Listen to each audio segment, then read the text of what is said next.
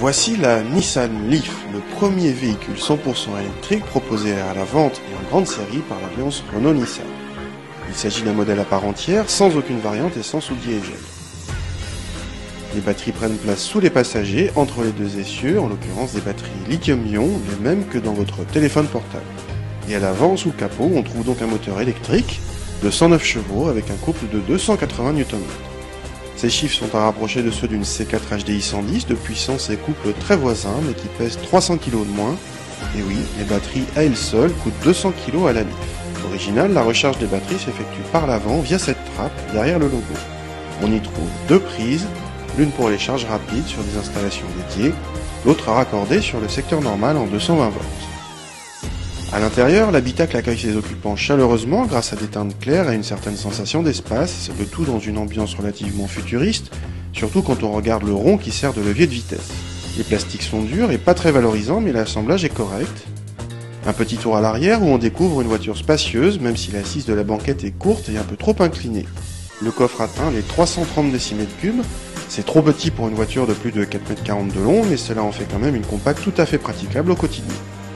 Au moment de mettre le contact, les animations sur l'afficheur central se déclenchent et un petit jingle accompagné de ce voyant vert vous indique que la voiture est prête à partir. Un signal sonore et visuel utile puisque le moteur électrique ne fait aucun bruit. Allez, c'est parti, et donc dans le silence. Point commun à toutes les électriques, le couple maximal est disponible dès les premiers tours de roue. Le 0 à 100 s'effectue en 11 secondes 9, un temps comparable au compact de 110 chevaux. Précisons qu'à haute vitesse, le moteur électrique n'émet qu'un sifflement discret et que les bruits aérodynamiques sont bien plus présents. Question bruit, Nissan a également mis en place un bruiteur artificiel pour que les piétons entendent la Leaf en dessous de 30 km/h. Sur la route, la priorité est donnée au confort avec des suspensions prévenantes. La voiture est parfaitement saine mais manque de dynamisme. Il s'agit d'une bonne compacte bien sage et sans histoire, si ce n'est son poids élevé. Question autonomie, Nissan annonce 175 km. Pour notre part, nous avons rendu la voiture à environ 110 km et il restait 30 km d'autonomie. Si l'autonomie nous paraît toujours faible, Nissan a cependant bien fait les choses avec un GPS qui vous indique jusqu'où vous pouvez aller via des cercles d'autonomie. Original et bien vu.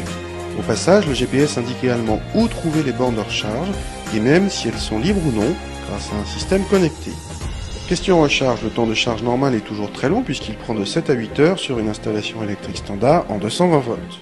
Fin de l'histoire? Presque. La Leaf coûte 35 990 €, auquel il faut déduire 5 000 € de bonus écologique.